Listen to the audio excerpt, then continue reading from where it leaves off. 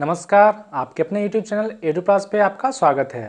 Friends, आज हम biology का 4th लेसन स्टार्ट करने जा रहे हैं, जिसमें हम विटामिन्स और बाकी अन्य पोषक तत्व, अन्य न्यूट्रिएंट्स को देखेंगे। पिछले क्लास में हमने न्यूट्रिएंट्स के कार्बोहाइड्रेट्स, फैट, प्रोटीन इत्यादि का गहन अध्ययन किया और अब जाके हम आगे विटामिन्स का जो आपका बेसिक थ्योरी क्या है, उनके अलग अलग प्रकार कौन से हैं, कौन सा विटामिन का क्या साइंटिफिक नेम है, उनके फायदे क्या हैं, उनके स्रोत क्या हैं, हमारे शरीर में उनका महत्व क्या है, विटामिन्स का हमारे शरीर में कार्य क्या है, इसकी खोज किसने की है, इत्यादि बातों को जानेंगे। तो इसके लिए कृपया इस वीडियो को शुरू से अंत तक अवश्य देखें। और अब फ्रेंड्स, अगर आपने अभी तक हमारे यूट्यूब चैनल को सब्सक्राइब नहीं किया है तो इसे सब्सक्राइब कर लें, ताकि हमारे वीडियोज़ के लेटेस्ट अपडेट आपको मिलते रहें। तो चलिए शुरू करते हैं। आज जो हम चैप्टर देखने जा रहे हैं वह कौन सा है? विटामिन्स। विटामिन्स क्या है? पहले बता चुके हैं हम, पोषक तत्व है। पोषक तत्व यानी न्यूट्रिएंट्स। अब हम देखते हैं कि विटामिन्स की खोज किसने की। इनका आविष्कार वर्जीनियस नाम के व्यक्ति ने किया। विटामिन्स की खोज किसने की? वर्जीनियस ने। और इसका मानव शरीर में पाचन नहीं होता है, डाइजेशन हमारे शरीर में, ह्यूमन बॉडी में इनका डाइजेशन नहीं होता है। ध्यान दीजिएगा, प्रोटीन, कार्बोहाइड्रेट, फैट इत्यादि सभी का पाचन जो है, डाइजेशन है, हमारे शरीर में होता है, जो कि आगे चल के हम डाइजेशन चैप्टर में देखेंगे भी। लेकिन विटामिन्स का पाचन हमारे शरीर में नहीं होता है। अब ये देखते हैं यह इसका कार्य क्या है। जैसा कि हमने देखा था, कार्बोहाइड्रेट, फैट का यूज क्या था, वो एनर्जी देते हैं हमारे शरीर में। वहीं आगे प्रोटीन हमारे शरीर में क्या करता है, बॉडी ग्रोथ यानी फिजिकल को शारीरिक वृद्धि के लिए जिम्मेदार होता है, रिस्पॉन्सिबल होता है। और विटामिन्स जो है यह क्या है, उपापचयी नियंत्रक है। क्या है? Metabolic controller. हमने उपापचयी नियंत्रक से पहले आपको याद होगा, हमने उपापचयी क्रियाएं जब पढ़ाई थी। उपापचयी क्या? सभी जैव रासायनिक क्रियाएं यानी बायोकेमिकल एक्टिविटी जो हमारे शरीर में होती है, उन्हें क्या कहते हैं? उपापचयी। उनको कंट्रोल करता है कौन? विटामिन। यानी अगर हमारे शरीर में विटामिन की मात्रा घटेगी, बढ़ेगी, तो वो डिसबैलेंस होगी जो एक्टिविटी है। अब इसके कितने प्रकार हैं? ये दो मुख्य भागों में बांटा गया। कौन कौन से? एक टाइप का जो है आपका जल में घुलनशील होता है, और दूसरे टाइप का विटामिन जल में अघुलनशील, यानी वो जल में घुल नहीं पाता है। तो देखते हैं कौन कौन से विटामिन कौन सी कैटेगरी में आते हैं। विटामिन बी और सी, दो टाइप के विटामिन जो हैं वो जल में घुलनशील हैं, सोल्यूबल हैं, और ये क्या होते हैं? हार्मलेस होते हैं, यानी हानिकारक नहीं होते हैं, यानी हानि रहित। वहीं दूसरी ओर जल में अघुलनशील, यानी किस में रहेंगे ये घुलेंगे? वसा में घुलनशील। ये जल में अघुलनशील हैं, लेकिन वसा में घुलनशील हैं। अब इनमें कौन कौन से विटामिन होते हैं? तो vitamin A, vitamin D, vitamin ई और विटामिन के। तो हमने कितने विटामिन देख लिए यहाँ पे? ए, बी, सी, डी, ई और के, यानी 6 विटामिन। अब इन 6 विटामिन से हम आगे देखेंगे इनमें कितने प्रकार हैं, इनका यूज क्या है, साइंटिफिक नेम इत्यादि। फिलहाल हम देखते हैं कि ये जो जल में अघुलनशील विटामिन होते हैं, क्या वो हमारे शरीर के लिए हार्मफुल होते हैं? जी हाँ, हमारे शरीर के लिए हार्मफुल यानी हानिकारक होते हैं। क्यों? क्योंकि इनकी मात्रा ज्यादा होने पर यहाँ हमारे शरीर में हाइपर विटामिन की स्थिति बनती है। तो ये दो टाइप का विटामिन हमने देखा, जल में घुलनशील और अघुलनशील। घुलनशील कौन है? विटामिन बी और विटामिन सी। जल में अघुलनशील विटामिन ए, डी, ई और के। वहीं जल में घुलनशील हार्मलेस होता है, यानी हानि रहित होता है, इनका कोई इफेक्ट, बैड इम्पैक्ट जो हमारे शरीर पर नहीं पड़ता। वहीं हमारे जल में जो अघुलनशील विटामिन है, ए, डी, ई एंड के, वो हमारे शरीर के लिए हार्मफुल होते हैं, क्योंकि उनकी मात्रा ज्यादा होने पर हमारे शरीर में हाइपर विटामिन की स्थिति बनती है। आप इनको नोट कर लीजिए, बेसिक है। इनसे आगे हम बढ़ते हैं विटामिन के, एक एक करके हम सारे विटामिन को देखेंगे। विटामिन ए कौन सा है, क्या उनके स्रोत हैं, क्या उनकी जरूरत है, आप इनको नोट कर लीजिए। चलिए, हमने देखा विटामिन्स, उनके टाइप्स, उनकी खोज किसने की, हमारे शरीर में उनका वर्क क्या है।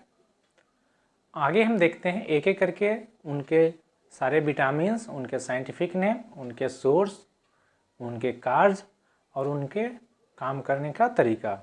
तो इनमें सबसे पहले हम क्या देखते हैं, सबसे पहले हम शुरू कर रहे हैं विटामिन ए से। आप इनको नोट कर लीजिए, उसके बाद हम इनका डिस्कशन करेंगे।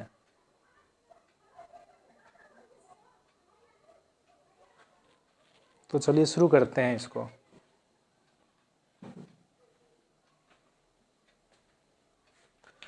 तो जैसा कि हम देख पा रहे हैं, विटामिन ए जिनका साइंटिफिक नेम क्या है, रेटिनॉल। अच्छे तरीके से याद करें, बायोलॉजी सेक्टर में विटामिन से क्वेश्चन पूछे जाते हैं, इसलिए कि आप इनको अच्छे से नोट भी करते जाएं और अच्छे से समझते जाएं। अगर आपका कोई क्वेश्चन होता है तो आप कमेंट बॉक्स में लिख सकते हैं, जिनको हम अगले क्लास में डील करेंगे। तो यहाँ पे हम देखते हैं विटामिन ए जिनका साइंटिफिक नेम रेटिनॉल है, इनका सोर्स क्या है। विटामिन ए की आपूर्ति हमारे शरीर में कैसे होती है, सोर्स मतलब स्रोत। तो विटामिन ए का सोर्सेज क्या है, फिश, मछली, एग, अंडा, मिल्क प्रोडक्ट यानी दुग्ध उत्पाद, दूध और उनके उत्पाद जैसे घी, बटर, ये सब। तो इनसे क्या तात्पर्य कि यह केवल एनिमल में मिलता है, यानी पशुओं से प्राप्त होता है हमें, चाहे चिकन हो, आपको फिश हो, एग, अंडा हो, ये सारी चीज़ कहाँ जानवर से मिल रहे हैं, प्लांट से ये चीज़ नहीं मिलते हैं। लेकिन फिर भी आपने सुना होगा कि गाजर और पपीता में विटामिन ए पाया जाता है। तो विटामिन ए गाजर और पपीता में कैसे पाया जाता है, तो वो इसलिए क्योंकि विटामिन ए गाजर और पपीता में डायरेक्ट नहीं मिलता है। गाजर और पपीता में बीटा कैरोटीन नामक एक तत्व पाया जाता है, जिस बीटा कैरोटीन को लीवर जो है कन्वर्ट करके विटामिन ए में तब्दील कर देता है। तो अब पता चला होगा आपको कि गाजर और पपीता जो है उसमें विटामिन ए कहाँ से आता है, तो बीटा कैरोटीन को लीवर द्वारा कन्वर्ट करने पे लीवर जो है उसको बदल के विटामिन ए में कन्वर्ट करता है। तो अब इनका हम देखते हैं विटामिन ए का वर्क यानी कार्य क्या है। इनका कार्य क्या है, इसकी जरूरत आंखों को हेल्दी यानी स्वस्थ बनाने में, किस लिए, आंखों को स्वस्थ बनाए रखने में होती है। स्वस्थ किस किस श्रेणी में, ये हम देखते हैं किस तरीके से स्वस्थ बनाए रखने में इसकी जरूरत होती है। अब इससे पहले हम थोड़ा आंख के जो आपके क्रियाकलाप है उसको थोड़ा सा समझते हैं, इससे आगे चल के हम इसके डीप में चलेंगे। फिलहाल हम थोड़ा सा शॉर्ट में लेके चलते हैं। ये आपका लाइट जो है ये किस पे सबसे पहले पड़ता है, कंजक्टिवा पे, हमारे आंख में कंजक्टिवा पे पड़ता है, जो कि पारदर्शी होती है, ट्रांसपेरेंट होती है। अब कंजक्टिवा से होते हुए कहाँ जाएगी, कॉर्निया पे रिफ्लेक्ट करती है। कॉर्निया भी क्या होती है, ये भी पारदर्शी होती है। कॉर्निया के थ्रू पपिल और आइरिस पे बनता है, जो कि लेंस इसकी छवि जो है रेटिना पे बनाता है, रेटिना पे लास्ट में इमेज बनती है इसकी। तो ये इसका प्रोसेस हुआ। अब इसमें क्या है कि आप देख रहे हैं कंजक्टिवा भी पारदर्शी है, कॉर्निया भी पारदर्शी होती है यानी ट्रांसपेरेंट होती है, जिनके थ्रू लाइट आर पार हो सकती है। अब ये देखते हैं कि कॉर्निया पारदर्शी होती है। अगर विटामिन ए हमारे शरीर में डाउन होगा तो विटामिन ए की कमी से कॉर्निया में घाव हो सकता है। क्या हो सकता है, घाव, वुंड, WOUND, कॉर्निया में घाव हो सकता है। अब है इसके अलावा एक और रोग है आंख से संबंधित, जीरोफ्लेमिया, वो भी विटामिन ए की कमी से होती है। नेक्स्ट हम देखते हैं कॉर्निया अपारदर्शी होना। कॉर्निया इससे क्या हो जाएगा कि अगर घाव हो गया उससे भी आपका क्या है, कॉर्निया ट्रांसपेरेंट है, घाव हो जाने के बाद क्या है, अपारदर्शी, यानी वहां से वो अवरुद्ध हो जाएगा। तो उसके परिणाम स्वरूप क्या होगा, ब्लाइंडनेस यानी अंधापन। ठीक है, तो देखिए विटामिन ए की कमी से क्या क्या हो सकता है, कॉर्निया में घाव हो जाएगा, और कॉर्निया में घाव होने से जीरोफ्लेमिया, कॉर्निया पारदर्शी धुंधला हो जाएगा, और ब्लाइंडनेस आ सकता है उससे, यानी अंधापन आ सकता है। अब इसको थोड़ा हम समझते हैं कि रेटिना में भी ये प्रभाव छोड़ता है। रेटिना में क्या होता है, दो तत्व मौजूद होते हैं, एक रोड्स एक कॉन्स। रोड्स और कॉन्स में क्या अंतर है, रोड्स जो है डे और नाइट, डे और नाइट दोनों में वर्क करता है, जबकि कॉन्स सिर्फ डे में वर्क करता है। अंतर समझ लिए। तो अब ये होगा कि जिसके पास कॉन्स होगा वो क्या सिर्फ डे में देख पाएगा, नाइट में नहीं देख पाएगा। लेकिन जिसके पास रोड्स अगर प्रचुर मात्रा में बना हुआ है तो डे और नाइट वो दोनों समय देख सकता है। और रोड्स का निर्माण विटामिन ए से होता है। किससे होता है? विटामिन ए से। अब समझ में आ गया आंखों को हेल्दी बनाए रखने में क्यों जरूरत होती है? क्योंकि विटामिन ए नहीं रहेगा तो हमारे आंख में रोड्स कमजोर पड़ जाएंगे, मृत पड़ जाएंगे और हम सिर्फ दिन में देख पाएंगे। इसका क्या होता है? विटामिन ए डाउन, ये एरो किसका है? डाउन का। विटामिन ए शरीर में डाउन होगा हमारे तो रोड का बनना बंद, यानी रोड डाउन, और उस स्थिति को हम लोग क्या बोलते हैं? रतौंजी। आप लोग सुने होंगे। एक बार पुनः हम थोड़ा फास्ट ट्रैक मोड में रिपीट करते हैं। विटामिन ए का साइंटिफिक नेम रेटिनॉल। इसके सोर्सेज हैं फिश, एग, मिल्क प्रोडक्ट्स, यह केवल जानवरों में पाया जाता है। इसके स्रोत हैं बीटा कैरोटीन जो कि गाजर और पपीता में पाए जाते हैं, और इनको जो है लीवर के द्वारा कन्वर्ट करके विटामिन ए, जो खाने के बाद इसको हम खाए और लीवर इसको क्या करता है? बीटा कैरोटीन वहां से लेके और विटामिन ए में कन्वर्ट करता है। इनके कार्य क्या है? इनकी जरूरत आंखों को हेल्दी बनाए रखने में होती है। क्यों? क्योंकि लाइट जब कंजक्टिवा से होते हुए कॉर्निया से होते हुए आगे बढ़ती है और इसी कॉर्निया में विटामिन ए की कमी से घाव हो जाता है, जीरोफिलेमिया बीमारी हो सकती है, और घाव होने से हमारे कॉर्निया में अपारदर्शिता या अंधापन की समस्या आ सकती है। तो इसलिए विटामिन ए हमारे शरीर में प्रचुर मात्रा में लेना चाहिए। अब हम रेटिना को देखते हैं। रेटिना आगे चल के जहां हमारा इमेज कहाँ बनता है हमारे आंख में? रेटिना पे। तो रेटिना में क्या होता है? रोड्स और कॉन्स दोनों होते हैं। रोड्स जो है दिन और रात दोनों वर्क करते हैं, दोनों समय छवि बना सकते हैं। कॉन्स जो इसका है सिर्फ डे में वर्क करता है, यानी दिन में सिर्फ वर्क। रोड्स का निर्माण विटामिन ए की कमी से होता है, और विटामिन ए अगर कम हो जाए तो रोड्स का बनना बंद हो जाएगा, उनकी कमी हो जाएगी, और इसी स्थिति को रतौंजी बोलते हैं, जिससे लोग रात में नहीं देख पाते हैं। तो चलिए इनको लिख लीजिए। सबसे पहले आप थोड़ा सा बचा हुआ विटामिन है उसको हम करते हैं कंप्लीट।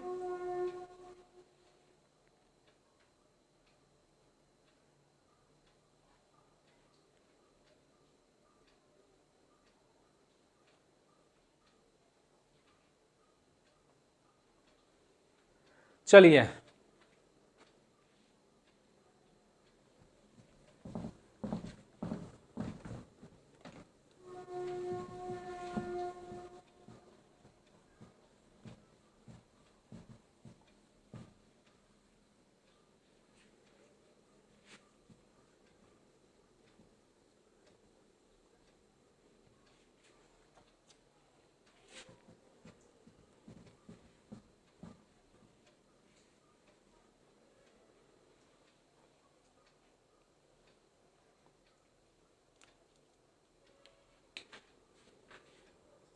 नोट में एक लिखिए,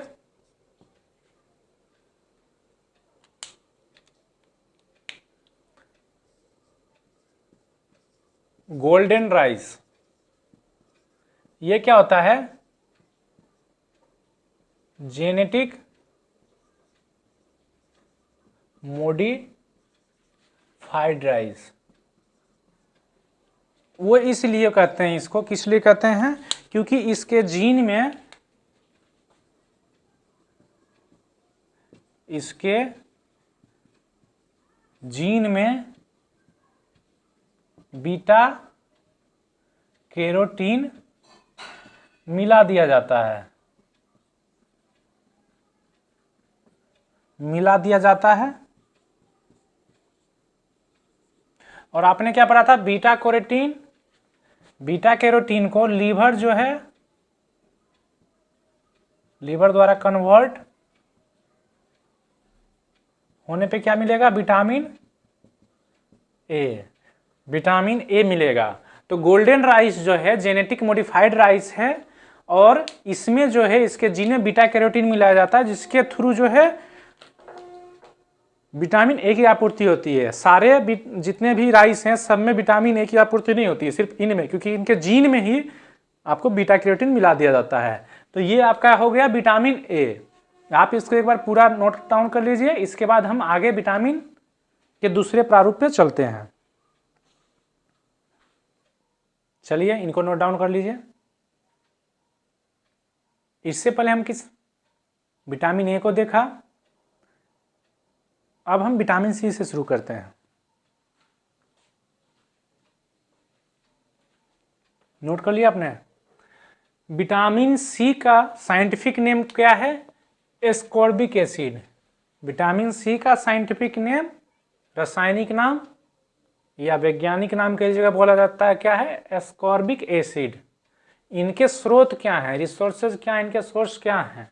तो जितने भी खट्टे फल होते हैं, सोर फ्रूट, वो विटामिन सी के साधन हैं। जिसे आंवला, नींबू, ये सब किनके साधन हैं? विटामिन सी की। अभी आपको कोरोना के इस आपदा में विटामिन सी जो है सबसे कारगर हथियार था कोरोना से फाइट करने में। विटामिन सी इसेंशियल था लेना। अगर विटामिन सी आप लेते हैं तो काफ़ी हद तक आपकी प्रतिरोधक क्षमता कोरोना के विरुद्ध अच्छी होती है। हमारे शरीर में विटामिन सी अगर डाउन होगा, ये एरो किसका है? डाउन का, यानी विटामिन सी डाउन होगा, कमी होगा, तो अस्कर्वी नामक बीमारी होती है जिसमें मसूड़ों में ब्लड आता है। आपके जो गम है उनमें ब्लड आता है और पस आता है। तो आप विटामिन सी खाइए, अपने मसूड़ों को स्वस्थ रखिए। नेक्स्ट हम चलते हैं, इसमें विटामिन सी में ज़्यादा समझने लायक कुछ है नहीं। अब विटामिन डी की ओर चलते हैं। विटामिन डी का साइंटिफिक नेम क्या है? कैल्सीफेरॉल। क्या है? विटामिन डी का साइंटिफिक नेम कैल्सीफेरॉल है। इनके स्रोत जो हैं एग, मिल्क और मिल्क प्रोडक्ट्स हैं। अब हम देखते हैं कि विटामिन डी जो है, आपने तो पढ़ा होगा कि विटामिन डी का सोर्स क्या है? तो सनलाइट। आपने बोला कि अभी मान लीजिए कि यहाँ हमने बताया एग, मिल्क और मिल्क प्रोडक्ट्स, तो यहाँ तो ये डिफर कर जा रहा है। तो इसमें ये हम देखें कि एग, मिल्क और मिल्क प्रोडक्ट्स जो हैं वो विटामिन डी के इसलिए सोर्सेज में आते हैं क्योंकि सनलाइट है, सनलाइट डायरेक्ट विटामिन डी का नहीं साधन है। ये क्या करता है? जैसे ये साधन है, तो सनलाइट क्या है? ईएम रेज होता है।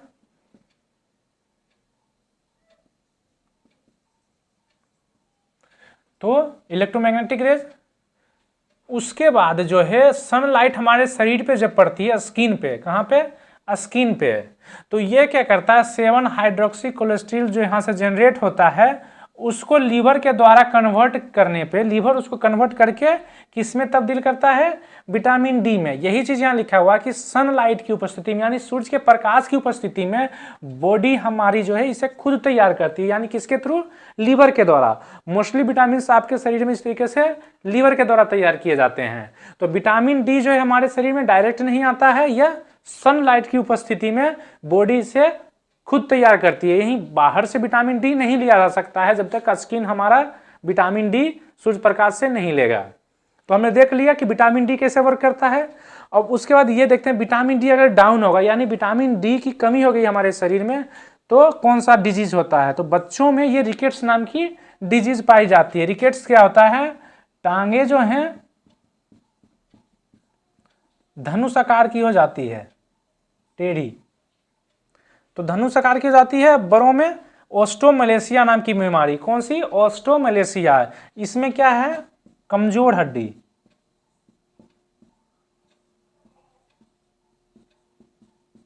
तो मुख्य रूप से हम अगर देखें तो विटामिन डी की कमी से हमारे शरीर पे सीधा सीधा प्रभाव आपके हड्डियों के कमजोर होने पे पड़ता है, क्योंकि रिकेट्स टांगे भी धनुष का इसलिए क्योंकि हड्डियों को सही आकार नहीं मिल पाता, उनमें मजबूती नहीं होती है, उनमें लचक आ जाती है और रिकेट्स नाम की डिजीज बच्चों में हो जाती है विटामिन डी की कमी से। अब वो ये क्यों, ये भी हम देखते हैं। विटामिन डी के कार्य क्या है, अगर इसको हम देखें ध्यान से तो हमको ये पूरा मैटर समझ में आ जाएगा। विटामिन डी की उपस्थिति में, विटामिन डी अगर हमारे शरीर में रहेगा तो उसकी उपस्थिति में शरीर कैल्शियम और फास्फोरस अवशोषित करेगा। किसके उपस्थिति में? विटामिन डी की उपस्थिति में शरीर कैल्शियम और फास्फोरस अवशोषित करेगा। और अगर कैल्शियम अवशोषित करेगा हमारा शरीर तो हड्डियां का मजबूती मिलेगी, और कैल्शियम अगर विटामिन डी नहीं होगा तो कैल्शियम फास्फोरस अवशोषित नहीं करेगा, और कैल्शियम अगर डाउन होगा हमारे शरीर में तो हड्डी डाउन होगा। तो हड्डी डाउन होगा यानी हड्डी कमजोर होगा, तो रिकेट्स जैसी बीमारी, ऑस्टोमलेशिया जैसी बीमारी हमारे शरीर में आएंगी ही। एक बार पुनः हम इन दोनों विटामिन सी और विटामिन डी को देखते हैं। विटामिन सी का नाम, रासायनिक नाम एस्कॉर्बिक एसिड है। इनके सोर्सेज जो हैं खट्टे फल हैं, आंवला है, नींबू है।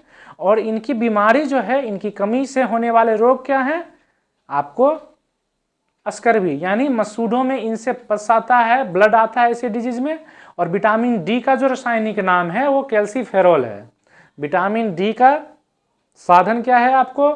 दूध है, दुग्ध उत्पाद हैं जो अन्न, बटर, चीज ये सब, और इनके अलावा अंडा है। लेकिन ये भी डायरेक्ट विटामिन डी नहीं बना पाते हैं, इनके लिए हमारे शरीर को सनलाइट का होना जरूरी है। सनलाइट की उपस्थिति में हमारे शरीर पे जब सूर्य प्रकाश पड़ता है तो 7 हाइड्रोक्सी कोलेस्ट्रॉल उसको जो है लीवर कन्वर्ट करके विटामिन डी में बदल देता है। अब हम देखते हैं विटामिन डी में जब बदल दिया उसको तो विटामिन डी का क्या फायदा है हमारे शरीर में। विटामिन डी जो है हमारे शरीर में, विटामिन डी की उपस्थिति में हमारा बॉडी जो है, हम बता चुके हैं कि कैल्शियम और फास्फोरस एब्जॉर्ब करेगा। तो कैल्शियम अगर एब्जॉर्ब करेगा हमारे शरीर में तो कैल्शियम आपको पता है किस लिए उपयोगी होता है? कैल्शियम से हमारे शरीर में हड्डियों को मजबूती मिलती है और हड्डियां स्वस्थ होती है कैल्शियम से। तो अगर विटामिन डी हमारे शरीर में नहीं मिलेगा, यानी सनलाइट के थ्रू विटामिन डी हमारे शरीर में नहीं बनेगा, तो विटामिन डी की कमी से क्या होगा? कैल्शियम एब्जॉर्ब नहीं होगा, फास्फोरस एब्जॉर्ब नहीं होगा, परिणाम स्वरूप हड्डियों की कमजोरी से संबंधित डिजीज हमें होंगी। इसीलिए विटामिन डी की कमी से हमारे शरीर में, यानी वयस्क के शरीर में ऑस्टोमेलेशिया नामक डिजीज जो कि कमजोर हड्डी के कारण होती है, और बच्चों में रिकेट्स नामक बीमारी जो कि उनकी टांगे धनुष आकार की हो जाती है, जो कि हड्डियों के कमजोर होने से होती है। तो हमने यहाँ पे विटामिन सी और विटामिन डी देखा, आप इनको नोट डाउन कर लीजिए। इनके बाद हम विटामिन ई, विटामिन के और सबसे लास्ट में विटामिन बी देखेंगे, क्योंकि विटामिन बी का सिलेबस थोड़ा बड़ा है, आप इनको नोट कर सकते हैं। अभी हमने विटामिन डी और उनके सोर्सेज क्या क्या हैं, उनकी कमी से होने वाले रोग, उनके कार्स देखे हैं। फिलहाल हम उनसे जुड़ी एक डिजीज देखते हैं और विटामिन ई को देखते हैं कि इनका क्या काम है, इनके साइंटिफिक नेम क्या है, इनके रिसोर्सेज क्या है, इनके वर्क क्या है, इनसे होने वाले डिजीज कौन कौन सी है। तो जो हम डिजीज देखने जा रहे हैं वो आपको ऑस्टियोपोरोसिस डिजीज है, जो कि एक बोन से जुड़ी हुई, किससे रिलेटेड? बोन से रिलेटेड। तो विटामिन डी में बोन की कमी से होने वाले रोगों का जिक्र था, तो वहां पे हमने ऑस्टियोपोरोसिस डिजीज का भी जिक्र कर देना उचित समझा। ऑस्टियोपोरोसिस नामक डिजीज जो है वो क्या है? हार्मोनल डिफिशियंसी डिजीज है। क्या है? हार्मोनल डिफिशियंसी डिजीज, यानी हार्मोन के बैलेंस अनबैलेंस होने से, उनके कमी होने से होने वाला रोग कौन है? ऑस्टियोपोरोसिस। यह क्या है? ओल्ड एज में होता है। कब होता है? यानी बुढ़ापे में। और इसे क्या कहा जाता है? साइलेंट किलर डिजीज, यानी यह आदमी को मारता तो है लेकिन धीरे धीरे धीरे धीरे करके आपको ज्यादा एज में होता है, कम एज में होने के चांसेस ना के बराबर हैं। इनमें क्या होता है कि हड्डियों की मजबूती जो है कम हो जाती है, और जिनसे हड्डियों का टूटने, अगर हड्डियों की मजबूती कम होगी तो टूटने का खतरा अधिक होगा। अगर मान लीजिए एक पेड़ है,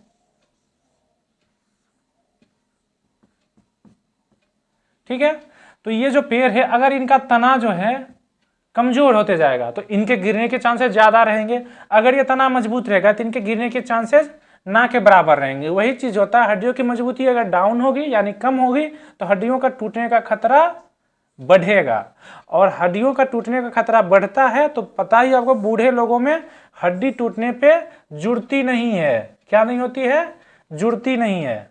ठीक है, तो आपने क्या देखा, कौन सी बीमारी देखी? ऑस्टियोपोरोसिस। यह किससे रिलेटेड है? तो बोन से रिलेटेड है। यह क्या है? हार्मोनल डिफिशियंसी डिजीज है, हार्मोन की कमी से होने वाला रोग है, और यह ओल्ड एज में होता है यानी बुढ़ापे में होता है। इसे साइलेंट किलर डिजीज भी कहते हैं। यह हड्डियों की मजबूती इसमें कमजोर होती है और हड्डियों का टूटने का खतरा बढ़ जाता है, और जिनके कारण बूढ़े लोगों में हड्डी टूटने पर जुड़ने के चांसेस कम होते हैं। नेक्स्ट हम देख रहे हैं विटामिन ई, जिनका साइंटिफिक नेम है टेकोफेरोल। तो टेकोफेरोल जो है, इनके सोर्सेज क्या हैं, किन में मिलता है? तो मूंगफली खाने से आपको विटामिन ई मिलेगा, टेकोफेरोल। बादाम जो है आलमंड खाने से मिलेगा। सोयाबीन खाने से विटामिन ई की आपूर्ति होगी, और अंडे खाने से। सबसे ज्यादा विटामिन आपको अंडे खाने से मिलती है। एग और मिल्क लगभग हर एक विटामिन में होते हैं, हर एक विटामिन में नहीं होते, हर एक विटामिन लगभग एग और मिल्क में होती है, ज्यादातर, सभी नहीं। विटामिन डी की कमी से होने वाले रोग, इससे क्या होता है प्रभाव? अगर हमारे शरीर में विटामिन डी की मतलब मात्रा घटेगी तो प्रजनन क्षमता में वो कमी आती है। जिनके शरीर में विटामिन डी की कमी होती है तो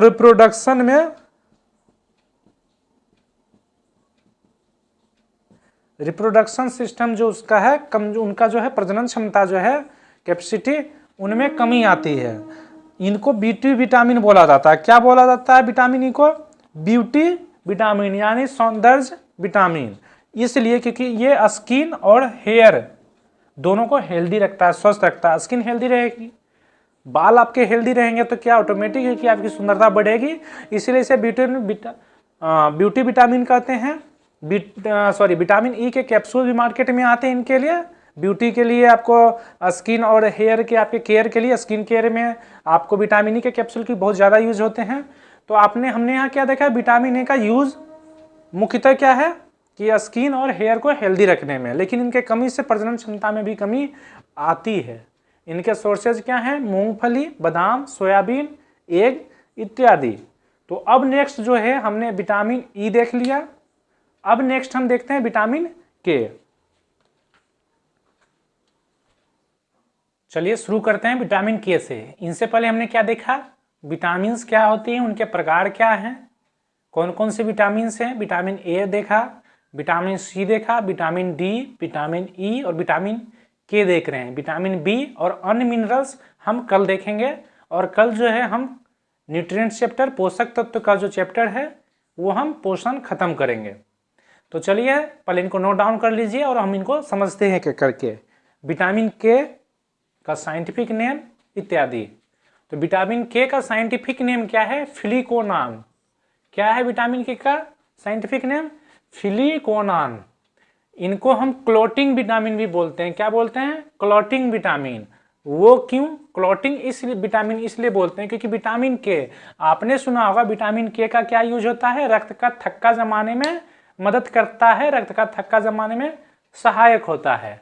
तो विटामिन के की उपस्थिति में लीवर जो है प्रोथ्रोम्बिन, कौन सा प्रोटीन हम बता चुके हैं पहले भी, प्रोथ्रोम्बिन प्रोटीन, इसको जो है लीवर बनाता है। कब? विटामिन के की उपस्थिति में। तो विटामिन के जब मिलता है हमारे शरीर को तो वो डायरेक्ट रक्त का थक्का नहीं जमाता, वो क्या करता है, एक प्रोटीन बनने में मदद करता है जो प्रोथ्रोम्बिन प्रोटीन के नाम से जाना जाता है। और ये कौन बनाता है? लीवर बनाता है इस प्रोटीन को। कब? जब हमारे शरीर में चोट लगती है तो ये एक्टिव होकर जब प्रोथ्रोम्बिन प्रोटीन का निर्माण होता है विटामिन के की उपस्थिति में। और यही प्रोटीन जो है किस लिए रिस्पॉन्सिबल है? रक्त का थक्का जमाने के लिए, यानी ब्लड क्लॉटिंग के लिए रिस्पॉन्सिबल है प्रोथ्रोम्बिन प्रोटीन। तो प्रोथ्रोम्बिन प्रोटीन किसके लिए? ब्लड क्लॉटिंग के लिए रिस्पॉन्सिबल। और प्रोथ्रोम्बिन प्रोटीन विटामिन के की ही उपस्थिति में बनेगा, इसलिए विटामिन के की उपस्थिति होना अनिवार्य है। अब अगर हमारे शरीर में विटामिन के की उपस्थिति कमेगी, यानी उनका जो सोर्सेज है कम मिलेगा हमको, तो प्रोथ्रोम्बिन प्रोटीन जो है ये कम बनेगा और उससे क्या होगा कि ब्लड क्लॉटिंग नहीं होगी। यानी थोड़ा बहुत प्रोथ्रोम्बिन प्रोटीन क्या है कि थोड़ा ये थक्का जमाने में मदद करेगा, लेकिन ब्लड का फ्लो जो है, क्योंकि वेसल जो है रक्त नलिका, उससे क्या होता है कि ब्लड का फ्लो पंप करते रहता है हार्ट के थ्रू। तो पंप करने से क्या है कि उस नेट को वो तोड़ देगी। क्योंकि हम थोड़ा संक्षिप्त में बताते हैं आपको कि अगर मान लीजिए ये आपका वुंड हो गया और यहाँ पे प्रोथ्रोम्बिन प्रोटीन जो है इस तरीके से नेट बनाती है, ठीक। अब ये नेट बना के वो क्या करती है, ब्लड के फ्लो को रोक देती है ताकि हमारे शरीर से ज्यादा एक्सेस ब्लड ना निकले। लेकिन अगर ये नेट जो है कमजोर हो जाएगा, तो कमजोर अगर हो जाएगा तो इसको क्या करेगा, तोड़ के ब्लड आपका बाहर निकलते रहेगा और हमारे शरीर में ब्लड क्लॉटिंग नहीं होंगे। जब हम ब्लड चैप्टर पढ़ेंगे, रक्त पढ़ेंगे, उसमें इसको और डिटेल से पढ़ेंगे कि कौन सी प्रोटीन जो है रक्त का थक्का जमाने में रिस्पॉन्सिबल है और कौन उनको रक्त का थक्का जमाने के लिए नहीं रिस्पॉन्सिबल है। तो हमने देख लिया विटामिन के की कमी से क्या होगा, ब्लड क्लॉटिंग नहीं होगी। और इनके सोर्सेज क्या हैं, स्रोत क्या क्या हैं, मिल्क प्रोडक्ट यानी दूध के उत्पाद, लीवर, यकृत, ग्रीन वेजिटेबल यानी हरी सब्जियां, एग, अंडा, टोमेटो, टमाटर इत्यादि। तो इत्यादि तो सोर्सेज क्या हैं, दूध के उत्पाद हैं। दूध उत्पाद के अलावा आपको हरी सब्जियां, पत्तेदार सब्जियां जो होती हैं वो इनके सोर्सेज हैं। अंडा सोर्सेज हैं इनके, टमाटर सोर्सेज हैं इनके, और लीवर सोर्सेज हैं इनका। तो हम एक बार पुनः इसको देख लेते हैं। विटामिन के विटामिन के का रासायनिक नाम फिलिकोनाम, इनको क्लोटिंग विटामिन भी बोला जाता है। विटामिन के जो है लीवर की उपस्थिति में प्रोथ्रोम्बिन प्रोटीन बनाती है जो रक्त का थक्का जमाने में सहायक होती है, उनके लिए रिस्पॉन्सिबल होती है, सहायक ही नहीं उनके लिए जिम्मेदार होती है वो। तो अगर विटामिन के नहीं रहेगा तो रक्त का थक्का नहीं जमेगा क्योंकि प्रोथ्रोम्बिन प्रोटीन नहीं बनेगा, तो उनके कमी से ब्लड क्लॉटिंग नहीं होगी। और सोर्सेज दूध उत्पाद, आपको हरी सब्जियां, टमाटर, अंडे और लिवर इत्यादि, ये सब इनके सोर्सेज हैं। तो आज हमने क्या पढ़ा, विटामिन और उनके प्रकार, vitamin A, vitamin C, vitamin D, vitamin E, vitamin K, vitamin B और कुछ अन्य मिनरल, कैल्शियम, फास्फोरस, जिंक इत्यादि मिनरल्स हम कल के क्लास में पढ़ेंगे। और कल जो है न्यूट्रिएंट्स और न्यूट्रिशन ये दोनों चैप्टर मतलब कंप्लीट हो जाएगा, तो आप इनको नोट कर लीजिए। और अगर आपको ये वीडियो अच्छा लगा तो इसे लाइक करें, सब्सक्राइब करें और अपने दोस्तों के बीच शेयर करें ताकि ज़्यादा से ज़्यादा लोगों के बीच इस वीडियो को पहुंचे। और अगर आपने इस वीडियो को अभी तक सब्सक्राइब नहीं किया तो इसे सब्सक्राइब जरूर कर दें ताकि हमारे हर एक वीडियोज का नोटिफिकेशन आप तक मिले। हम कोशिश करेंगे कि आपके आने वाले एनटीपीसी का एग्जाम और बिहार दरोगा से पहले आपका बायोलॉजी का पूरा सिलेबस कंप्लीट करवाया जाए। धन्यवाद।